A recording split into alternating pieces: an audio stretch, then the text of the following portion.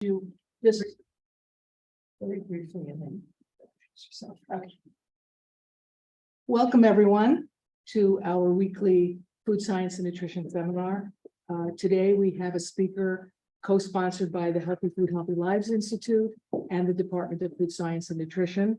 And I am thrilled to be able to introduce Dr. Jill Falcon Ramaker, who is an assistant professor of community nutrition and sustainable food systems and director of the Buffalo Nation's Food System Initiative at Montana State University.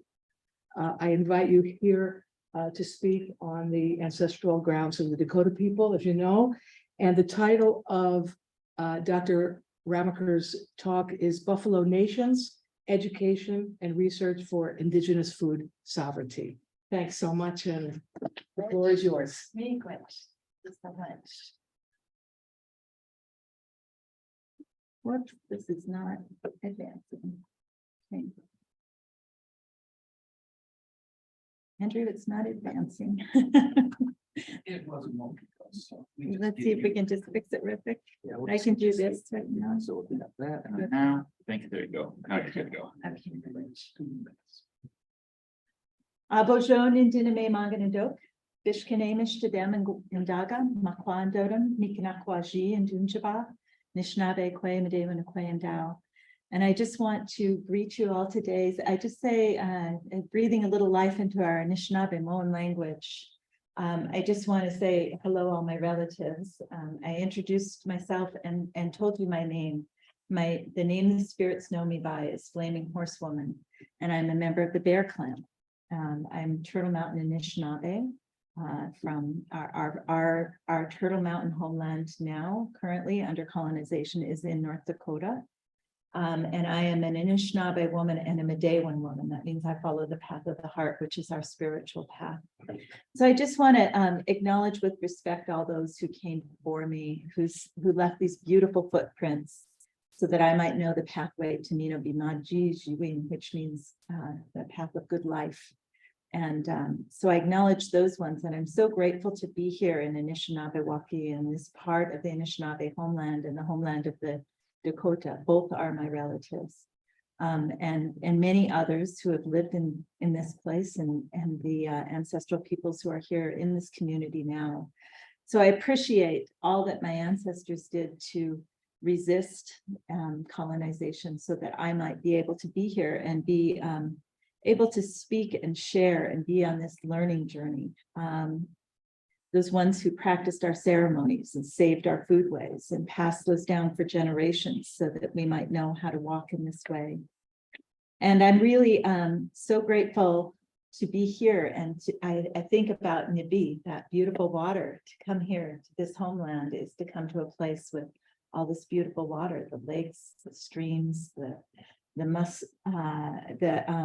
muskeg, the wetlands, the muskodang, those prairies, the standing ones, these forests, and especially Michisibi, this beautiful river that we're on. So I just didn't acknowledge all those ones on this land too. And all of you who are here in the Faculty for Food Science and Nutrition, I'm so grateful to join all of you, and I look forward to the ways that we might make connections. And for all those that might have joined online, the ways that we make connections and share this creative work. So thank you for attending. Thank you for being here and listening. I am Dr. Jill Falcon Ramaker, and I'm an assistant professor in the Faculty of Community Nutrition and Sustainable Food Systems at Montana State University. I'm also the director of the Buffalo Nation's Food System Initiative. I'm the founding director of this initiative. The initiative is a collaboration. It's a project between the MSU Department of Native American Studies and the College of Education, Health and Human Development. MSU is a land-grant institution like University of Minnesota. I count myself as sort of a Robin Hood of the land grant institution, as we are always trying to share whatever we have there, resources, human or other infrastructure support for the priorities of our Native nations. MSU has a little more than 18,000 students currently, and a little more than 800 Native American students. from many different nations. We have about 60 Indigenous faculty and staff at our university. And I want to share a little bit about, just to introduce myself and situate you a little bit to who I am and where I come from. This is a map we have developed as part of our project, the Buffalo Nation's Food System Initiative. We've developed a really fantastic interactive map that you can find on our website on montana.edu. And that interactive map will show you many things, but it is a very decolonized map. There's no settler labels, but if you want to put them back on, you can find those boundaries that have been set between us. And it shows all our Buffalo Treaty signatories, all the tribal colleges of of Turtle Island. And you can link to the URLs. You can also link to all the Native Nations URLs. It's a really powerful tool. But on this map, what you'll see is a blue dot, and this is where Montana State University is here, down in Southwest Montana. And that is where I live and work with my family. I teach. I grew up here in a very rich buffalo homeland, Shoto, a small community on the Rocky Mountain front. And that was a very important place to Anishinaabe and their relatives, because we went through a genocide, a cleansing process. We were so intermixed with so many of our allies that when it came down to that sorting process of your Cree and your Ojibwe and your Crow, and you go over here to this box and that box, well, we were pretty hard to figure out because we were so intermixed. And so the Canadian government had this cleansing process with the United States government, and they just kicked us back and forth over that medicine line so many times that our people took refuge in the canyons along the Rocky Mountain front. And they were also gathered there amongst the very last of the herds of buffalo. It's a very significant place where I grew up, a significant place to our history, though I didn't know that until I was well into my adulthood. Our Turtle Mountain village that my family comes from, the Falcon and Turcotte family, is where that orange dot is. It's at the convergence of the Yellowstone and the Missouri in a little community called Trenton, just outside Williston. And my spiritual community, Minwewe Midday Lodge, good sounding lodge, is that Roseau River First Nation, the purple dot that you see out there along the Red River just north of here in Manitoba. And so because our ceremonies were illegal for more than 100 years in both nations, there's just a few places that our ceremonies are really strong and beautiful. And so I travel 4 times a year, more than 1,000 miles to go to ceremony. Just came from there on Sunday night. And so my Ogima, or head chief from that lodge, is Charlie Nelson, one of the original founders of the American Indian movement, very powerful, wonderful, loving teacher. And Edna Manitowoc is our head woman, Ogima Akwe, Edna Manitowoc, who's from Wikway-Mekong on Manitoulin Island. So NSU, where I work now, has just developed a $22 million American Indian Hall. It is the highest LEED standard building in the state of Montana. It has platinum LEED standard status. It's just beautiful. It took 17 years for us to be able to build this. They held that last space on our campus open for a long time on the main mall so that we might build it. And prior to that, we had one room about this size in a basement for all the American Indian students. Now we have this amazing, amazing place that has, you know, a house changes a family. Boy, it has changed us so much. Our seed bank was the first to move into this in December. So the seeds were the first one in the buildings, which was really powerful. But there is a column. We had so much time to think about how we were going to build this building. And so there's a lot of beautiful, beautiful details. And there's this column when you walk in that's been tiled, and it has the flames and the water moving up it. In Anishinaabe worldview, there's gender in everything. The men are the fire keepers. The women tend the water. We have a grandmother, Josephine Ba Mandaman, who walked more than 17,000 kilometers in ceremony for the water around all the Great Lakes. So we're very connected in that way to the fire and the water. The fire, Mishomish, the sun, Mishomis Gisus is male. Grandma Moon, Nokomis, controls all the waters of planet Earth. She controls all the cycles of all the females of all species. So we're very connected to Grandmother Moon as women. So when you think about this, though, we are in a time of imbalance, a tremendous time of imbalance, which we call Onji Seaki. So I not only orient myself to time, I orient myself to time. We're in a precious time right now where things are out of balance. For example, there's too much heat energy in the water, in the oceans, that's creating these tremendous cycles of storms. So we're out of balance. And as my Anishinaabe relative, Kyle White over in Michigan, talks about, there's something more that Indigenous people want to talk about than climate change, because there was something that came before climate change, and that is colonization. So each day as I'm doing this work, I'm working to indigenize, I'm working to decolonize. When I come into that building, I see that balance of male and female, and that's really a touchstone for me to remind myself what the work is that I'm here to do. I'd like to start in the beginning and telling you about the Buffalo Nation's Food System Initiative at Montana State University. I want to tell you how it began. For me, it really began in the research that I did for my doctoral degree. And I came back a little later in life, in my 40s, with 5 teenagers in tow to do a PhD. And prior to that, I'd worked in Indigenous education, both out in Washington, D.C. for Department of Education and with tribal education programs. So, but what drove me to come back to do a PhD was the question, really a question that Winona LaDuke from White Earth had asked a lot. Hey, how are we going to eat in the future? We're really addicted to fossil fuel delivery of food.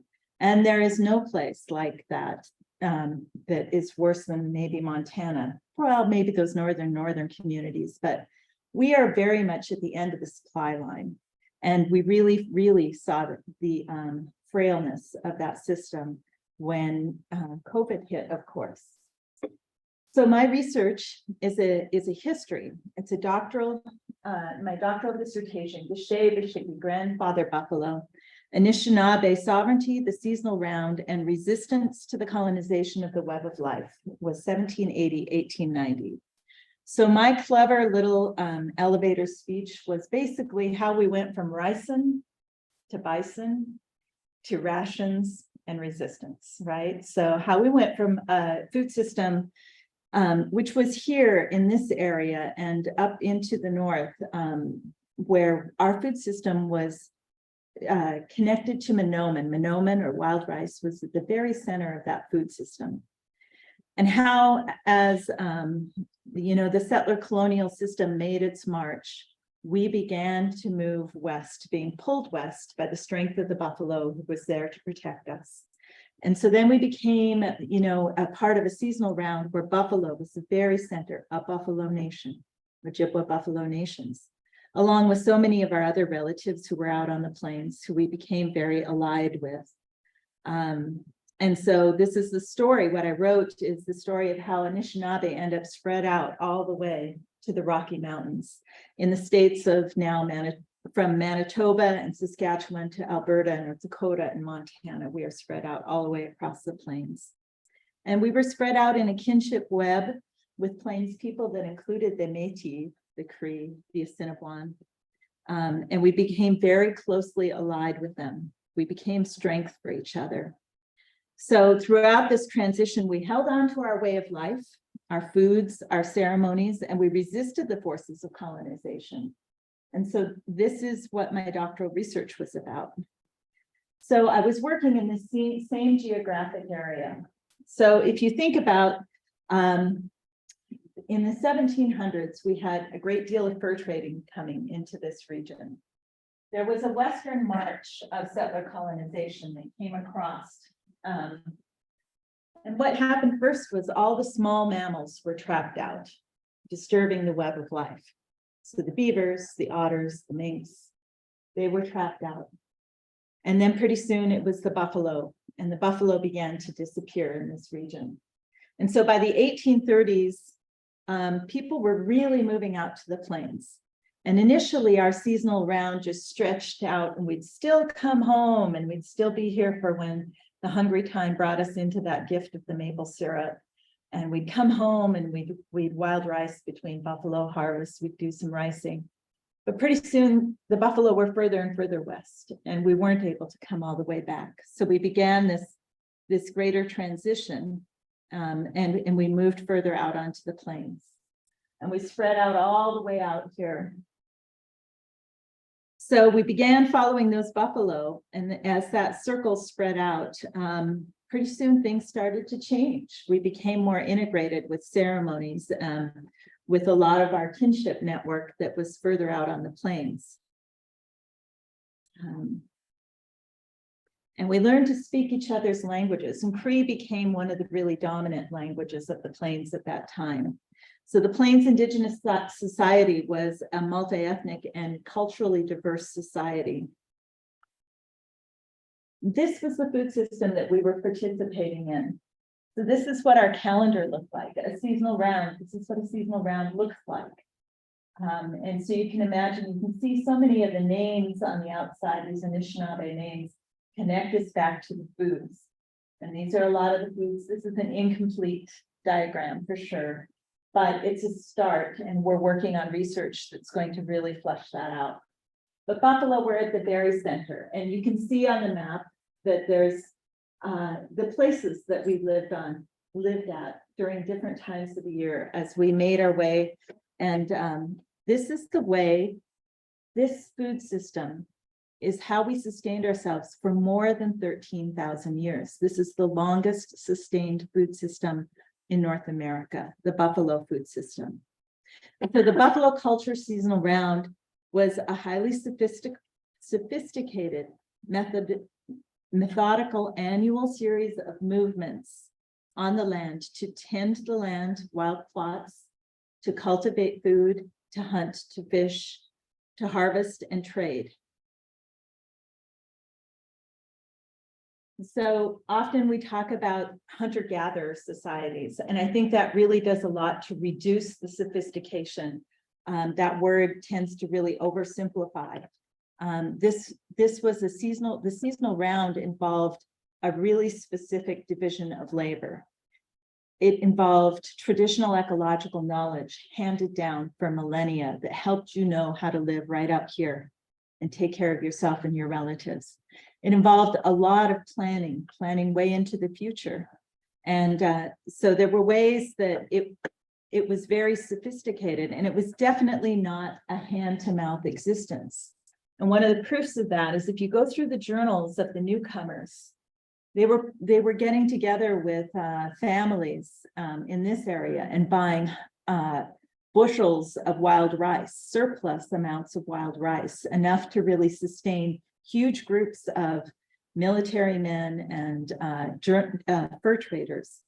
If you look at Lewis and Clark's journals, they pulled into the villages on the upper Missouri, the Mandan villages, and they were able to take with them 2,500 pounds of dried corn, because that was a very significant trade center that had been a way station of the plains for a long time before those newcomers showed up.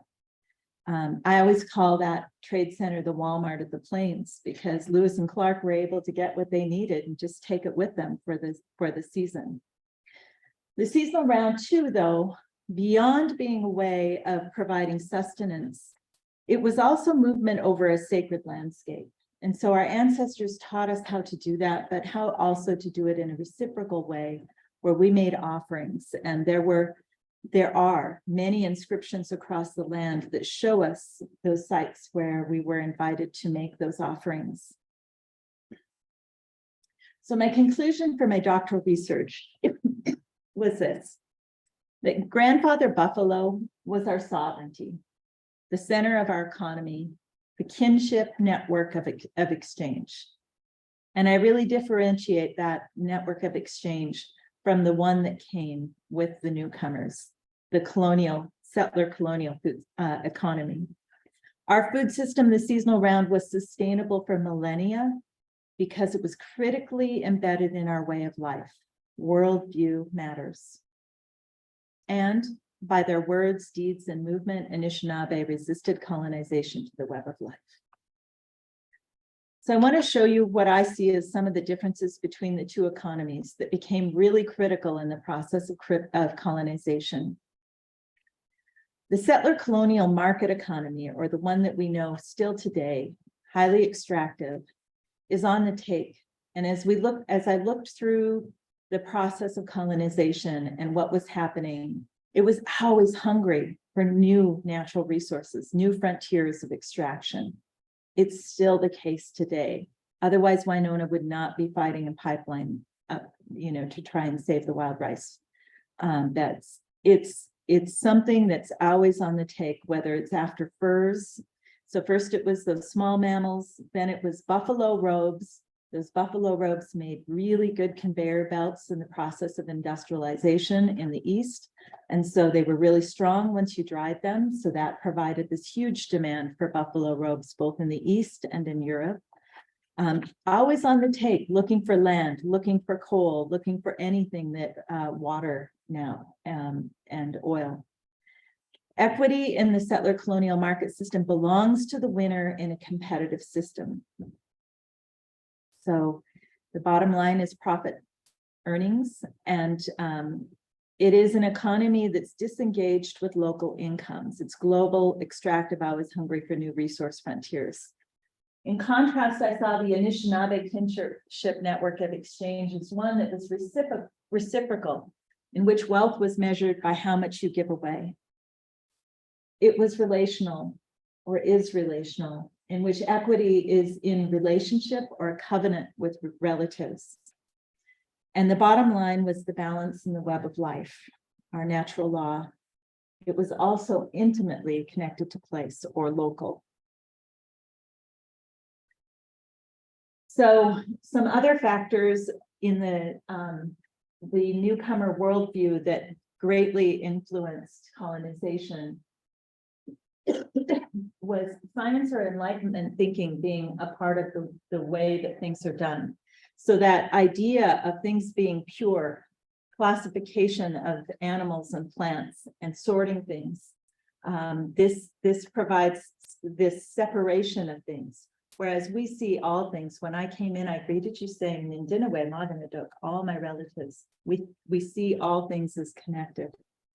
There's this hierarchy in the colonial view, which is that Christian dominion theory. Humans have dominion over the land. So there's this hierarchy. And manifest destiny. European races are destined, ordained by God to expand their dominion. In our way, we see ourselves as the last ones that were lowered down. We're the youngest in the web of life. And if we're the youngest, everything out there is our brother and sister that's older and has something to teach us, whether it's the buffalo or the trees or the water. So we don't see ourselves in this hierarchy in that way. The outcome of the research was to really see that there was a big difference in, there were straight lines and there were circles when you compare these two ways of being or ways of seeing. In the colonial way, there's straight lines, race structure, hierarchies in the web of relations, market indexes, furrows, and straight lines on the land, rail lines, and monocrops. But in the native way, there were circles, relationality. If you think back to that seasonal round, we're moving in circles on the land, we're moving with the season. We're thinking about our relatives and giving away, like, if a hunter brought in meat to the camp, you would stop outside the camp. You would divide all that food up. You would take some to every tent. You would leave none for yourself. And then at the end of the day, then each tent would bring some back to the hunter's tent. So there was this reciprocal relational process of distribution. And so this idea that of circles is really strong in our culture. So lifeways and foodways are highly integrated in our food system. The lifeways and food systems are integrated with our spiritual beliefs, and that was really essential to our way of doing business when we were going to going out onto the land. to hunt, to harvest, to process food. Historian Irving Hollowell called this a culturally constituted world. It means that the food system did not happen separate from all else. It happened in the context of all these things that are important elements of our culture. So there was sustenance happening in a sacred landscape. The Anishinaabe way of life was really intricately tied to the landscape. And there were inscriptions on the land everywhere, which testify to the belief system of the Plains Buffalo people. These are the medicine wheels. They're marking the land.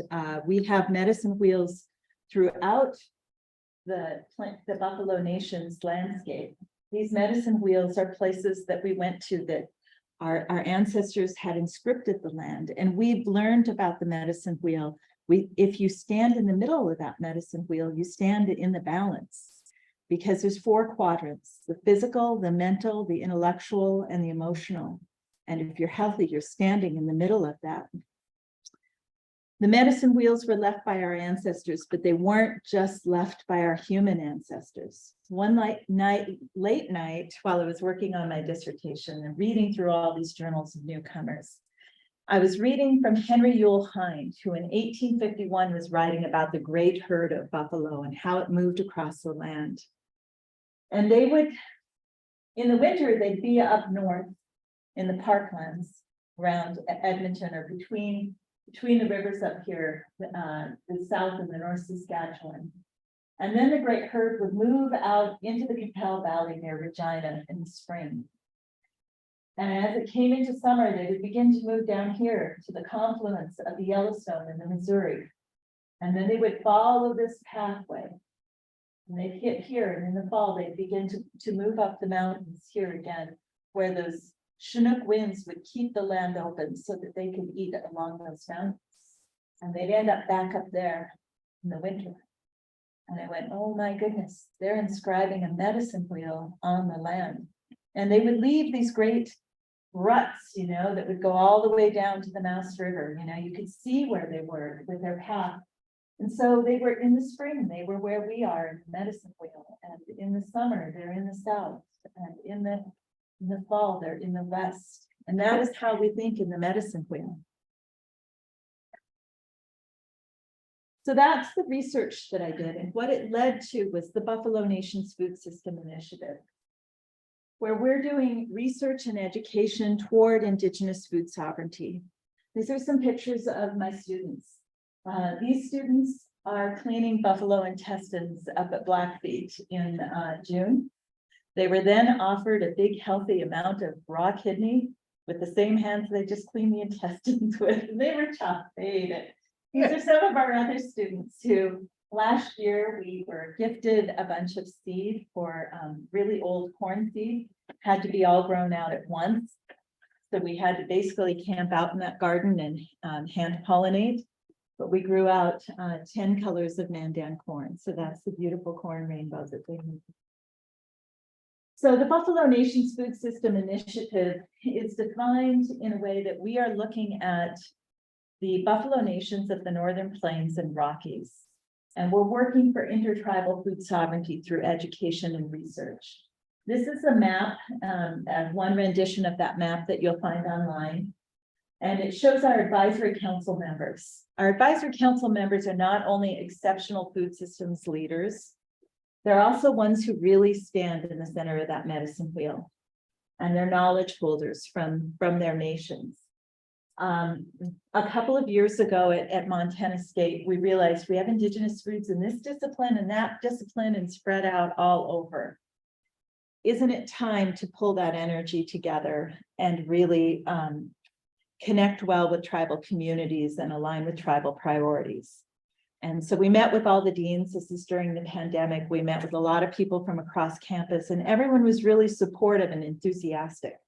But the minute we said, yes, we're going to do this, then everybody had an idea of how it should be done. And I had to say, thank you for your enthusiasm. But what we really need to do is to go to Indigenous leadership and go through a process of having this developed under leadership from these communities. And so we formed an Indigenous Advisory Council, and that was a really important step. They spent an entire year writing a guiding document, which you can also see on our website. And these were fantastic conversations. Like one of the tribal chairwomen that was on the call on the council, she'd always say, these are the most nourishing conversations I have all week. And so very important work. We aligned ourselves with the Buffalo Treaty. We were thinking a lot about, we're bringing Indigenous knowledge into a Western setting. How do we stand in the way with this knowledge that we're being responsive and responsible? And how can we go about that as Indigenous people, where Western ways of knowing are more of a companion way of knowing? And what we came up with was standing in treaty is standing in our sovereignty. So in the early 1800s, tribes gathered on the Yellowstone and they lifted the pipe, and that is our way of doing treaty. We seal the deal with that smoke. We seal that deal when we lift that pipe together. They said, we'll share the buffalo as a resource. This is, everybody should have access to food. Then in 2014, with more and more tribes coming home to the buffalo and now having their own herds that they're stewarding, the tribes developed a buffalo treaty amongst themselves again. So if you go back to that map, you can see there's buffalo on there. Wherever there's a buffalo, there's a herd. They are buffalo treaty signatories, that tribe. If you go on this map, you can also see all our nations. You can see all the lodges are all our tribal college units, which are very important Native knowledge concentrations and part of our Native knowledge network. But the Buffalo Treaty that was developed in 2014 has articles for both education and research. So we're aligned with that treaty. There are now more than 100 tribes on Turtle Island that have their own herd that they're stewarding.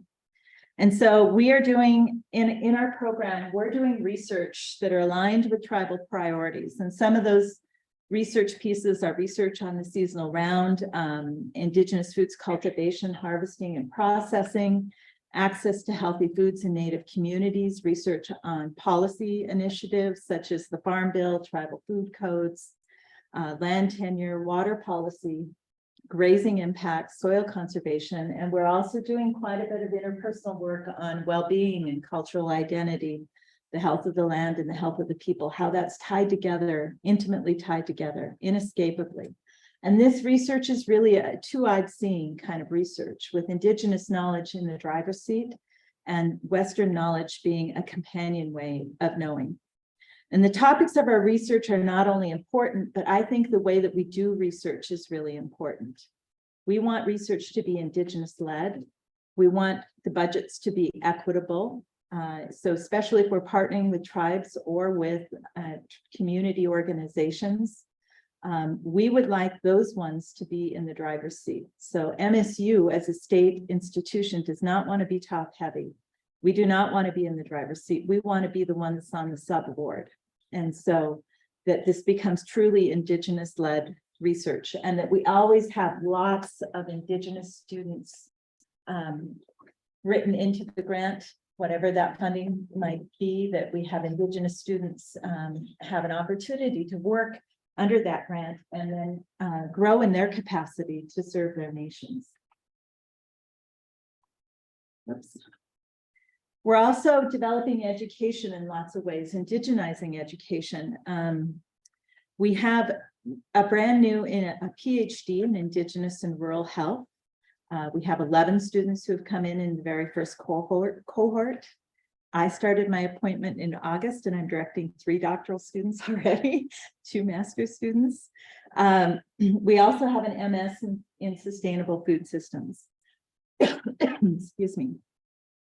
We are in the midst of developing a graduate certificate in Indigenous foods, which I think is just super exciting, because our advisory council has said this has to be a seasonal ecological model of education. In other words, it'll follow that seasonal calendar.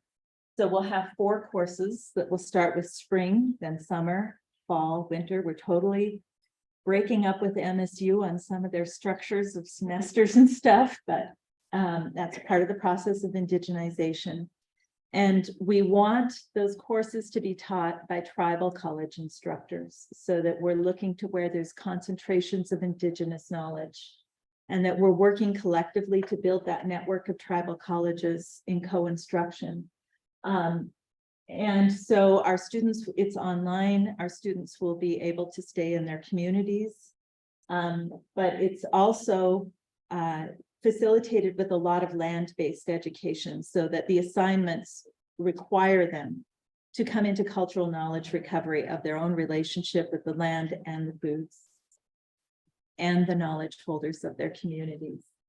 And what we envision then in this education model is stackable certificates. And we've heard from our advisory council, the needs of nations are really strong in natural resources. They're also strong that we need buffalo caretakers or buffalo managers that are equipped to do their work in an indigenized way. And so these are some of the stackable certificates. We see those as post-secondary certificates that we'll be developing. These are my students all working on processing squash, pulling the seeds and getting ready to save the seeds, and some of the feasts that we've done with the indigenous foods that we're growing. The MSU Department of Native American Studies is accredited under WINHEC, the World Indigenous Nations Higher Education Consortium, which is a fantastic all Indigenous volunteer, very, very professional group of scholars from around the world, Maori, Sami, First Nations, Hawaiian, Aboriginal, Australian. And together they've come up with a process of accreditation where it is the communities that determine what is the highest education this institution can do for the Native students that are here. So we asked that question for our 800 students at MSU. And this model of student well-being is what came back. It was a long process and a long conversation, but it's a really beautiful process where you move from introducing knowledge to being able to reciprocate that, from moving from gathering knowledge to being able to share that back and moving through all 4 quadrants of the medicine wheel. We have lots to learn about this model as we implement it together. Whoops. So we're doing Indigenous education in a very holistic way. And what we find is that this is a really powerful example of cultural knowledge recovery. We have 5 Indigenous gardens at MSU right now. And in the summer, we employ Buffalo Nation student fellows who work 40 hours a week from May till October. And they're stewarding these gardens. And many of these are very old ancestral seeds that they're stewarding. So here you see them planting. They're putting tobacco in first as they plant, and we're planting in a ceremonial way, following the work of Buffalo Bird Woman, who lived at the turn of the 20th century. She was a Hidatsa woman, and many of her ways of planting and in a ceremonial way were included in an ethnography that was written about her. It's powerful to witness cultural knowledge recovery going on, because as we were asked to plant Indigenous gardens and invited to take space and work land, many of us just looked at each other and went, wow, we're all from other tribes. What are we going to do? Whose way are we going to plant with, you know, or what do you know? I don't know much about my grandma's gardening, you know. And so we had to kind of put our heads together and say, okay, we're going to be tolerant, we're going to be curious, and we're going to figure this out together. One moment that was just really powerful for me was having one of the pro students last year get really excited about the foodways of his nation. And he went home for a weekend and he came back and he said, I went to Little Bighorn College. Did you know that the Crow Fair actually started as a farmer's market? Did you know that having the biggest pumpkin was as cool as having the fastest horse in our tribe? And I was like, that's awesome. I just love that. And so what we're seeing is our students are growing so much. They're growing so much with their ancestral foods because they're coming back to the land, and that is really strengthening their cultural identification, their confidence. They're healing the hoop that may have been broken for generations. And so this is a process of coming home. And I know in my family, you know, foodways weren't passed. My grandma wasn't a very good cook. We have this story in our family where my cousin, Brett, he was a hunk of love and he was like my big brother. And I looked up to him so much, and he was a stud football player in Helena. And then his family moved in his junior year back to Trenton, that little village that I told you about, where my grandma lived. And every day he would have an opportunity to stop at the trailer and see my grandma, Cecilia Falcon Williamson. And grandma would always say, "Oh, Brett, you've been out playing football. You must be hungry. Would you like something to eat?" Well, she always had a pot on the back of the stove. You didn't really know, was it carbohydrate? Was it meat? What was it? And now I can look at it and go, well, obviously, when we moved, we didn't eat regular meals every single, like 3 meals a day. You know, we'd make a pot of stew when we were in camp, and that might be what was eaten for dinner again. So there's like some way to explain why she did what she did. But Brett was always like, ew. And so then one day he walked in there and he sees a box of zingers, you know, those red ones with the coconut on the outside. And he's like waiting for her to ask. And she says, "Honey, are you hungry? Do you want something to eat?" And he's like, "I want one of those zingers, Grandma." So she grabs one and she takes it over and she puts the cast iron on, grabs something out of the lard bucket, puts it in the pan and unwrapped it and fried it. And we say that's the day Grandma invented fry bread, but foodways weren't always passed. Language wasn't passed. Ceremony wasn't passed. And for a lot of our students, this is very disorienting.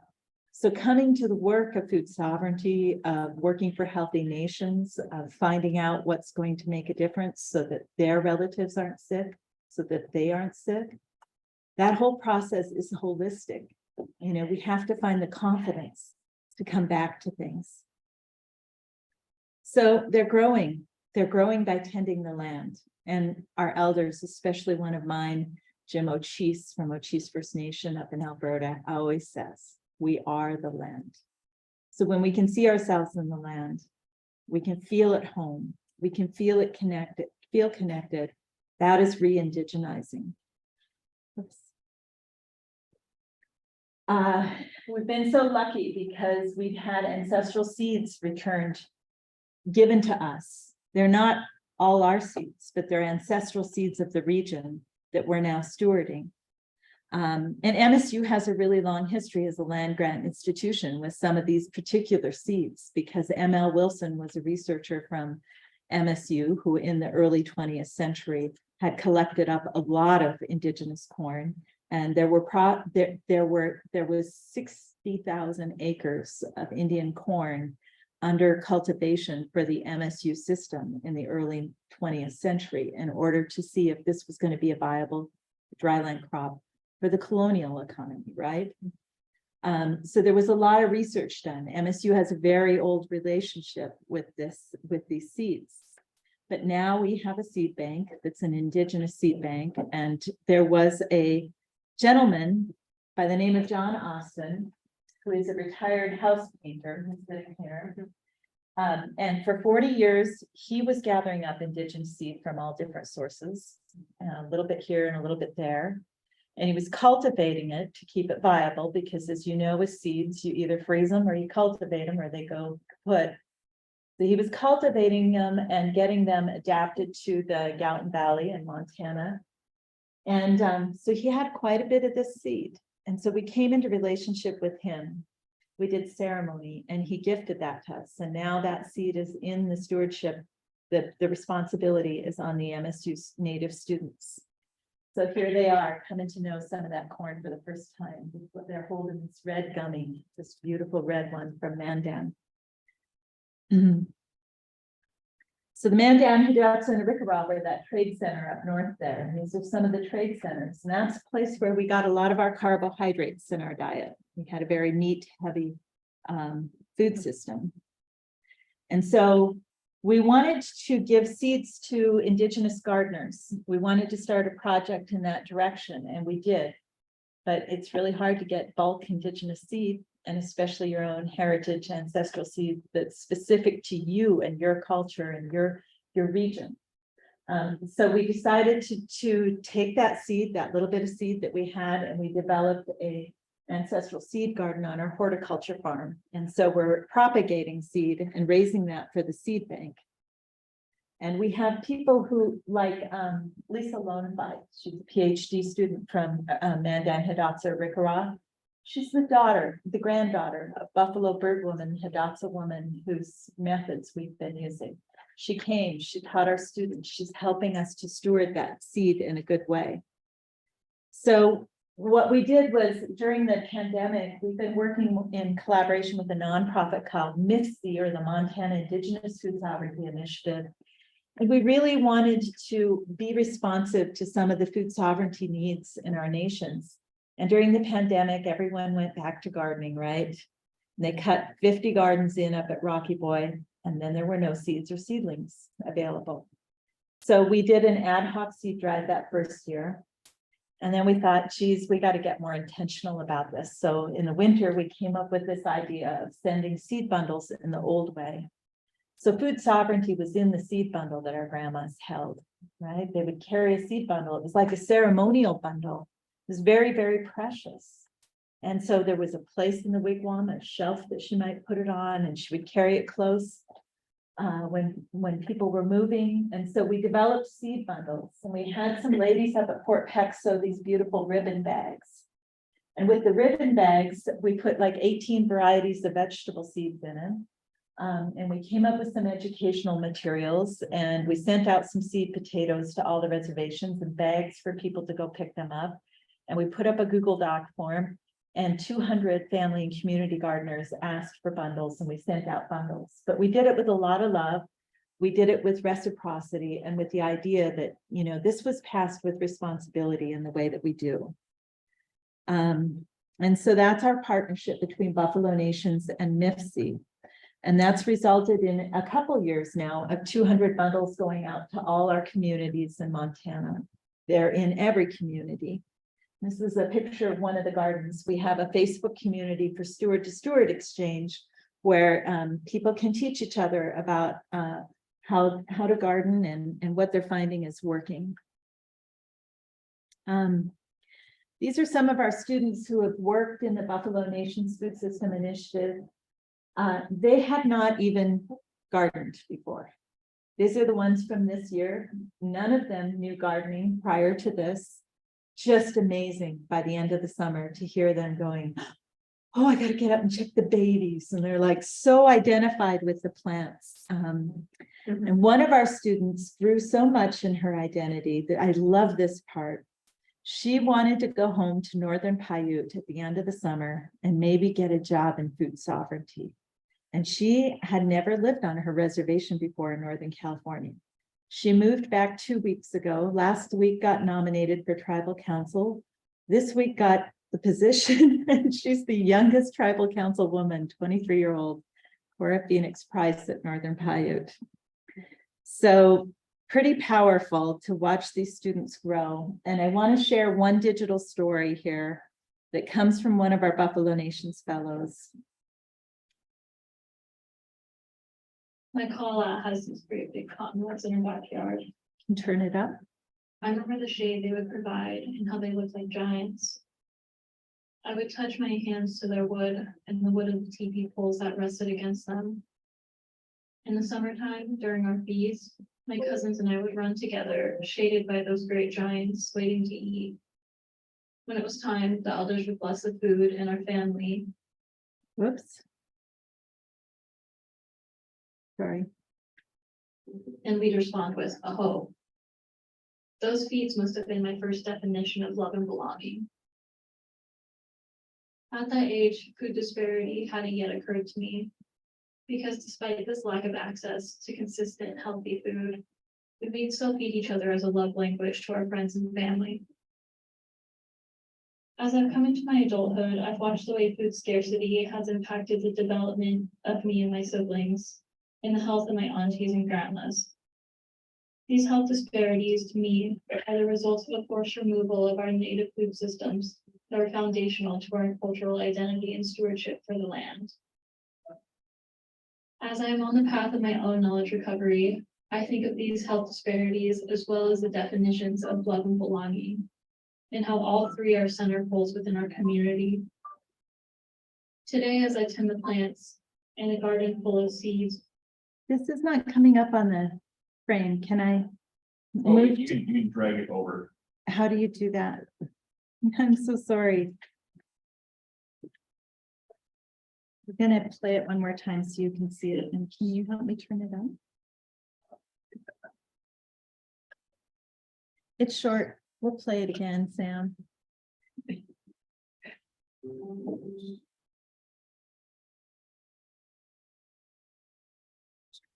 here. There we go. Beautiful. I appreciate it. Sure. Do you want a full screen or like this? Full. my call out has these great big cottonwoods in our backyard. I remember the shade they would provide and how they looked like giants.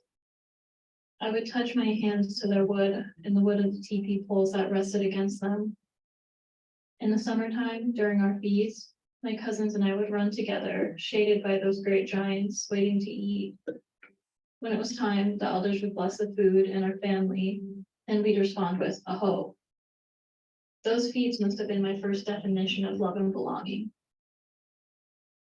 At that age, food disparity hadn't yet occurred to me, because despite this lack of access to consistent, healthy food, we'd still feed each other as a love language to our friends and family. As I've come into my adulthood, I've watched the way food scarcity has impacted the development of me and my siblings, and the health of my aunties and grandmas. These health disparities, to me, are the result of a forced removal of our native food systems that were foundational to our cultural identity and stewardship for the land. As I am on the path of my own knowledge recovery, I think of these health disparities as well as the definitions of love and belonging, and how all three are center poles within our community. Today, as I tend the plants in a garden full of seeds grown by the people of Turtle Island, I crawl between the corn mounds with their leaves shading me from the sun, and I feel that same shelter and belonging as I did underneath those great big cottonwoods. These seeds tether me to the land the same way they tethered our ancestors to it. There's commonality in our spirit of generosity and community when we feed alongside one another. And I believe that once we reclaim our foodways, we can restore the health and cultural identity of our communities.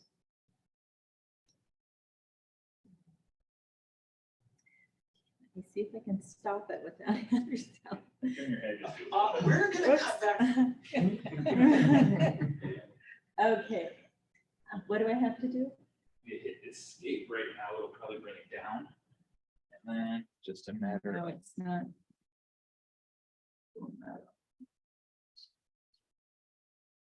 There you go. Thank you.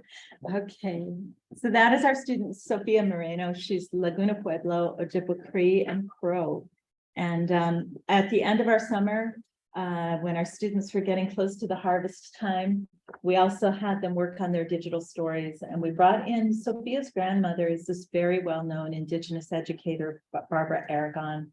And she lives in Sacramento, came out to do a digital storytelling workshop. And this is one of the stories that emerged, and we have others, and they're just powerful. So thank you for helping me through that moment there with tech. But just to end, what I want to tell you is in these conversations we've had with our Indigenous Advisory Council as we're launching Buffalo Nation's Food System Initiative and taking that further into research and education for food sovereignty, we have been told that we need to lead with love. And there's a couple of stories that come to mind with that. I think that Indigenous food sovereignty is much more than just merely connecting with our foods. It is important that we connect with those culturally specific and culturally appropriate foods.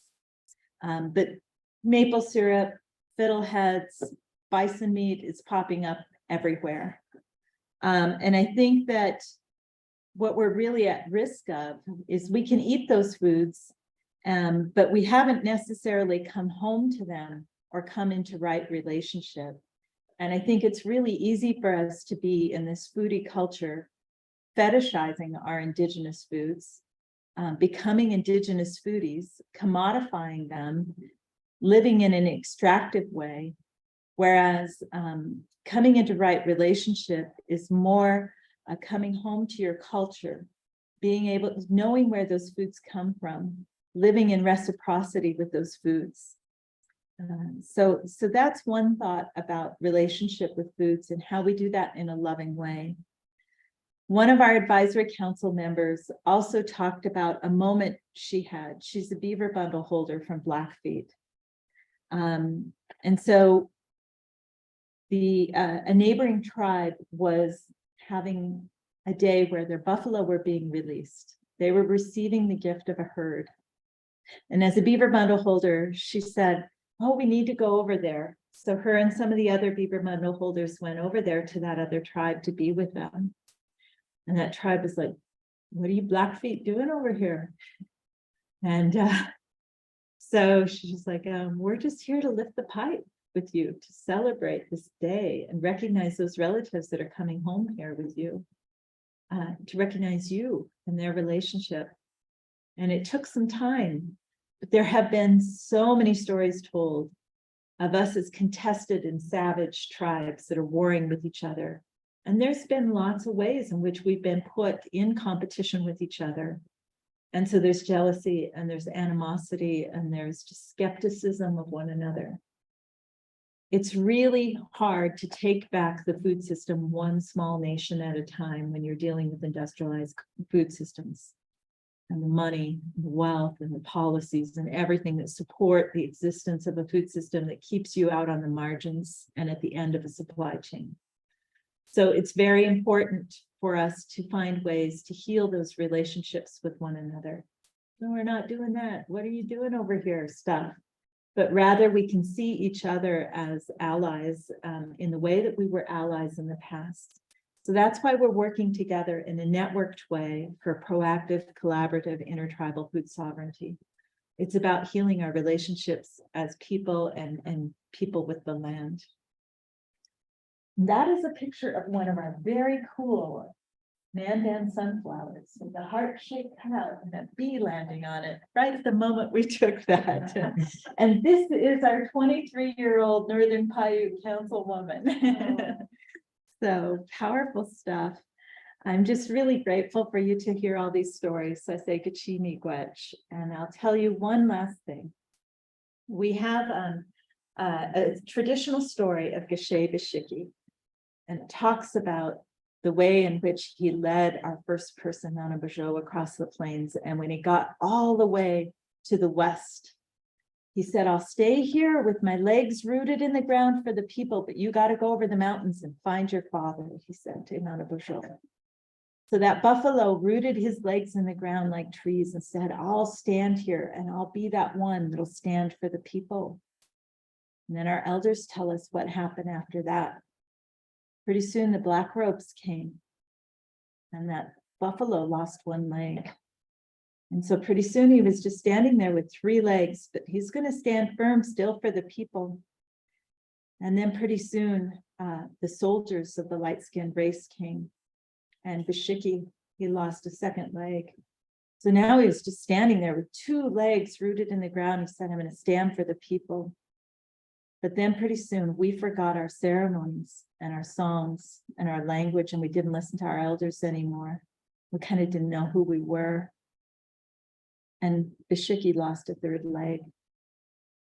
But Bashiki is still standing in that western doorway for us on 1 leg. And he gives us that teaching of respect. And so we have more than 100 tribes now who have come home to the herd. And we don't say those herds are coming home to us. We say we're coming home to the herds. So we're moving in the right direction. And I think it's very hopeful. And I'm really grateful to have an opportunity to share that story with you. Thank you.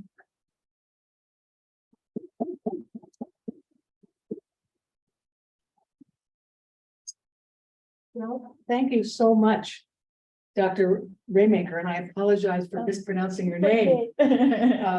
We wanted to give you a little something to remember the University of Minnesota. And it will hopefully help you when you return to Montana to your 3.5 feet of snow and 60-mile-per-hour winds that make us feel like it's very mild here. And so I'm gonna pull off this little tag. And thank you so much. If you guys are willing to stay for another 3 or 4 minutes, we have time maybe for a couple of questions. If anybody has something that you'd like to ask, either someone in the room or someone online. Does anyone have a question? Dan? Yeah, thank you for that. That was fascinating. I really enjoyed that. The question I have is, as you, the proper way to phrase this, but re-indigenize the food supply and food preparations. Are you seeing, or do you plan to observe how this changes the health of the people? And not just physical, but also the mental health. Is this something that you're involved in or plan to, or where does that stand? So with all the food that we're raising right now in those gardens, we're storing all the food stuff while we save all the seeds. And one of the reasons for that is we're getting ready to do an Indigenous diet study. And that's because one of our doctoral students is studying the connection between mental health and the Indigenous diet. So we're really interested in that aspect of things. And we hope to work with one of our partners, the County Lodge Health Institute, who's doing some work in that direction. But I think that it's really important to look at that. I have so many questions around epigenetics and coevolution with foods, and is it 7 generations, or how many generations is it before we're not co-evolving with those foods? I hate to think that we're co-evolving with the kind of corn and diet that we have right now, you know, because what's that going to amount to? Yeah, I think it's really important that we look at that, and definitely with mental health. There was some really interesting work done at MSU that has not been published yet. But they worked with a community down at Wyola, which is right on the Wyoming-Montana border, and a lot of Crow students in the school. And they gave them omega-3s and vitamins every day, and watched their reading scores go way up and their behavior issues go way down. And you know, their brains were being fed. And so if we think about how our meats are, you know, grain finished, and we lose the omega-3s and end up heavy on the omega-6s. Now our meats are inflammatory, right? So like big issues there that we need to address, and grass-fed, grass-finished is very expensive. So then we've got to really figure out how can we, so many of our tribes in Montana are producers, whether they're producing, they're raising cattle or they're raising buffalo, but getting that meat on the table in our communities is just about impossible. So as I was talking with Maureen, we've got tribal food code issues to work with. We've got meat processing facilities that we need to address. So there's a lot of infrastructure hurdles. And I think that's where intertribal work is really important, that we can do that collectively and harness our capacity in the same direction. Yeah. Maybe one more question. Is there anyone else who has a question? Yes. I'm really, thank you very much. This was really phenomenal presentation. I'm so grateful to learn about this. I hope that it's something that we can also use and make accessible to us. I know people would like to see it too. Oh, thank you. But I wanted to ask because the work that I've done for several years has been to try and promote an alternative to the farm bill, which of course creates a system that is unsustainable and produces greenhouse gases. And it will collapse because of the way it's extracted. And in doing so, I've met people along the way that have made it really clear that the indigenous communities around the world really have been our proven and tried leaders in how to have food systems that work. And that the cultural piece is really significant. But they've also talked about the need to not have to go through a university education and have the cost and all of that related to it. I'm wondering if in the work that you're doing, you're also having apprenticeships that can be easier for people to access than having to go through that university system. If there's some sort of possibility. Yeah, so we're building this native knowledge network of the Buffalo Nation's tribal colleges and the state institution. One of the things we're trying to really support is that those stackable certificates that are just post-secondary, that doesn't, and they can be done in a tribal college, so that there's a workforce pathway that to indigenous food systems that is relatively less daunting, you know, than having to move to Bozeman and adapt to being in the bougie ski community and all that stuff. But I think that, and then we're also writing for a USDA grant right now that would promote a steward to steward exchange, where people are producers and we're thinking collectively about food systems in a steward to steward exchange and internships with our students with producers. One of the far-reaching steward to steward exchanges with the Sami, who are reindeer herders who have been doing reindeer husbandry in northern Norway for a long time, because that brings us back to, oh, suddenly we're all colonized, including the buffalo, and we need to think indigenously about how we raise buffalo. And it's really hard to keep a buffalo manager these days for our tribes. So there's a lot of thinking that needs to be done around this. And I think that humbly, we're just beginning to do that, but there's lots more to be done. So really love to visit with you more. I would appreciate that too. And I just wanted to comment, and then we want to move on, but 20 years ago, we were introduced to a community of Anishinaabe, son of Oaxaca in Mexico. And every child in that community understands the culture in which they live from the time that they're very small.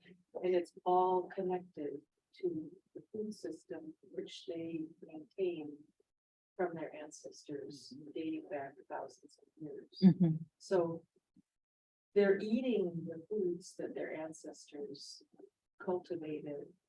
Again, without a university degree, they have a corn seed that will grow for 3 months without rain. And it's been passing that down for thousands of years. Yeah. 3 months it will grow without rain in a very, very challenging climate. Yeah, That's incredible science. yeah, and you know, WINHEC, the World Indigenous Nations Higher Ed Consortium, this is how we came into relationship with the Sapmi. And one of the things that is so powerful about that organization is that it's indigenous people that are working collectively that have seen that we're all assimilated, we're all working in Western institutions of colonization and education. And so we need to work to indigenize collectively in our education. And so that comparative model is really powerful. Yeah, It is. Thank you. Well, let's thank our speaker one more time. And I think that Dr. Ramaker will stay for a few minutes if any of you want to have a conversation with her. We're going to leave for lunch in probably about 10 or 15 minutes. So there's a little time if you'd like to speak with her yourself. Thank you again.